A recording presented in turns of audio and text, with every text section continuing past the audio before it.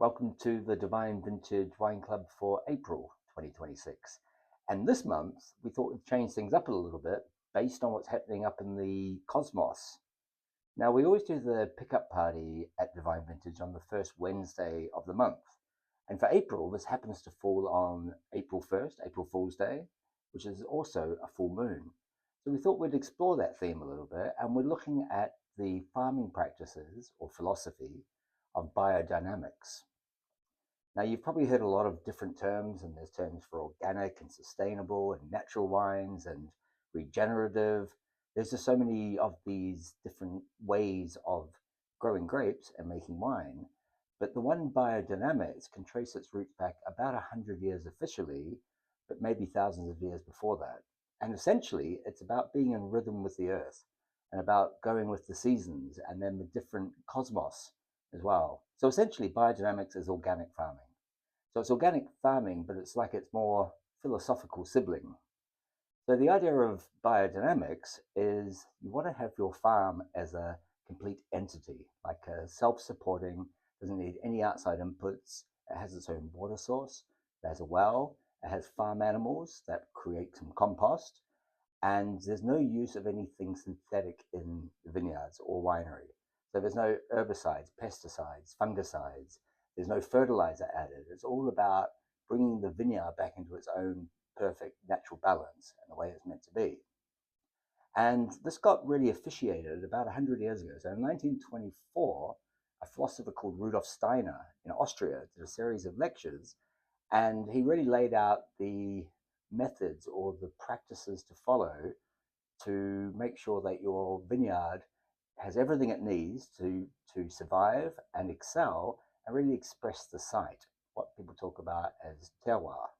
So through biodynamic farming, it's about having different answers to different problems. So if there's a imbalance in the vineyard, then it might be addressed by a different predator. It could be a ladybug, or it could be different things in the atmosphere that can bring the vineyard back into balance and produce healthier grapes, which make tastier wine. So for this month, we've decided to look into the idea of biodynamics by going to one of the big proponents in France as far as regions go, which is the Loire Valley. I think, like most of us know, Loire for Sancerre. So this is out more in the sort of the central part of France or the eastern part of the Loire. So that's based on Sauvignon Blanc for the whites and Pinot Noir for the reds. But if you go further downstream, down the Loire River, it's actually the longest river in France. It's about over 1,000 kilometers long from central France out to the coast near Nantes into the Atlantic. And along this river, there's a number of castles and there's a number of wines being made. So in the east, it's Sauvignon Blanc and Pinot Noir. As you travel further downstream and you're going west, you get through an area near the town of Tours, the city of Tours, and there's a wine called Vouvray. A little bit further downstream from there, you go through Saumur and you get through into Anjou. So this is the land where they do a lot of Cabernet Franc. So Vouvray is Chenin Blanc, and down in Saumur, it's more Cabernet Franc. So this is the wines that we have this month. So we're practicing on two different wines here. We've got a red and a white, but we're actually going to drink them in a bit of a different order as well. So the first one we're going to do, we're actually going to start with a red wine. So really the key red wine from the Loire is the Cabernet Franc grape. Now it won't always say Cabernet Franc on it, but this is a wine by Quentin Cailloux, and he calls it patience. So he patiently tends to the land. He brought biodynamic practices in. He's only 26 years old. And he's the third generation of his family in this area that's really well known for sweet wine made from Chenin Blanc. So Côte de Léon is fabulous sweet wine from Chenin Blanc with a really good high acidity to balance that sweetness. But since the 1950s, Quentin's grandfather started being known for red wine. So he started using the wine Cabernet Franc. The Cabernet Franc is actually one of the parents of Cabernet Sauvignon. Cabernet Franc and Sauvignon Blanc were crossed, and they came up with Cabernet Sauvignon. So Cabernet Franc, you will find in Bordeaux. You find it in parts of California as well, but really it finds its greatest expression up in the cooler Loire Valley. So looking at this wine, it's a beautiful, vibrant ruby. It's 2023 vintage. But this Cabernet Franc, this has been made without the use of any oak at all. So it's matured in clay amphora for about a year. So it preserves real purity. So growing on the schist soil, when I smell that, it's just pure plum fruit. There's a little bit of spice in there too, and it's just got this kind of mineral backbone that you get from the schist soil. I mean, this really is just pure and delicious and very spring-like. So I think under the full moon, during these spring-like conditions, this is just such a fabulous, fresh, uplifting, refreshing, almost in that way that Beaujolais is, but it's got a little bit more character to it, a bit more depth of lacquer fruit. When you taste it, you really realize that oak isn't getting in the way. You're not getting these vanilla notes. You're not getting these sort of firmer notes. You're getting this clay amphora allows it to gently breathe and just let the pure fruit shine through. This would be a great thing to have with things like Comté cheese.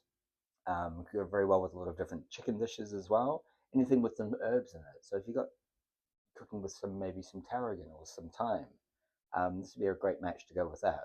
And it's kind of a medium body. It's medium to light bodied, so it's not a big, full, heavy, rich thing. And it's only around about 12.5% alcohol. So this is an ideal spring wine. So that's the Cabernet Franc. And what I'm going to do next is counterintuitively, we're going to have a white wine. So Domaine Huet is one of the most respected estates in the world for growing the Chenin Blanc grape. And that's mostly what they do. They do it in various forms, from dry to sweet to very sweet, and even sparkling as well. They were founded in 1928 by Victor Huet and his son Gaston. And over the years, they've really refined the growing of Chenin Blanc. They converted to biodynamic farming in 1990. They were certified in 1993, which kind of makes them one of the earliest ones in France to adopt this official certification, the Demeter certification, which specifies a number of different practices that you do in vineyards. So, for example, over the winter, it's quite an unusual practice, but they take a cow's horn, buried out cow's horn, and they'll fill it with cow manure. They'll then take that cow horn and they'll plant it at various positions around the vineyard, and they'll bury it. They'll cover it up and they'll leave it for the whole winter. In the spring, they'll dig it up. When they dig it up, that cow manure has turned into a very fine compost. And taking this compost, they put it into these large tubs of water, and they sprinkle in like homeopathic amounts, and they dynamize it, they stir it. And then from there, they'll go and use small sprays in the vineyards. And the idea of this is to encourage the plant to be healthier, to be stronger, to get good microbial activity in the soil and water retention. And this is just a good homeopathic preparation that's going to really help the vine be the best that it can, get the roots deep, get as many minerals, and really be able to reflect that sense of place that you're going to get in the wine. They also do a lot of things according to the lunar calendar. So someone called Maria Thun was the next one who did some research to divide the biodynamic calendar days into four. So there was fruit and flower days, which are very positive. There was also leaf days and root days.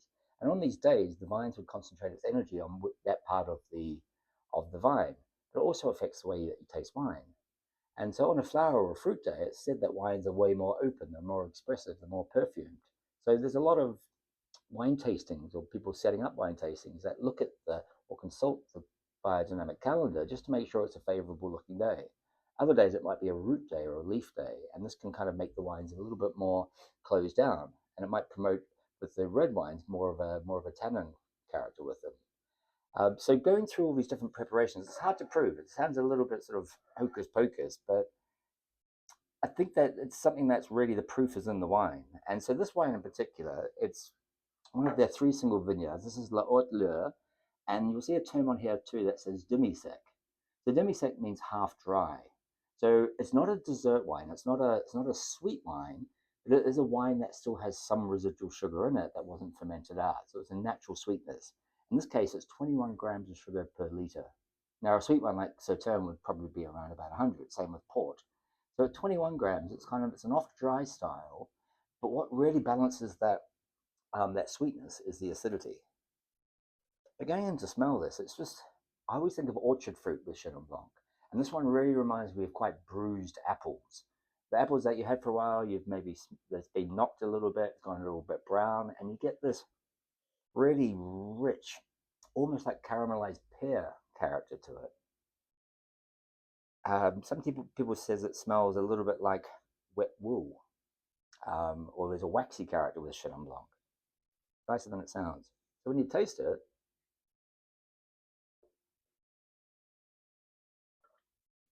this is developing too. It's a 2020 vintage, which is a fabulous year for growing Chenin Blanc in the Loire. But this wine has this richness and this apple and pear character. It's really quite luscious, but then it's got this wonderful acidity that takes away the appearance of sweetness, and it comes across more as like a ripeness of apple. Now, this is a wine that's really versatile with food. It can go with some pretty good, strong stuff. Cheeses, again, work very well. You can go with things like pork chops, would be great with this. Any sort of chicken dishes could be great. And I think Comté cheese with this too. But really in the Loire, one of the best food and wine matches I have is goat's cheese. So things like chèvre, chavignol, coton de chavignol, goat's cheese or goat's cheese with ash works very well with these wines as well. So there's two expressions, and we're encouraging you that you try the red wine first. Seems counterintuitive.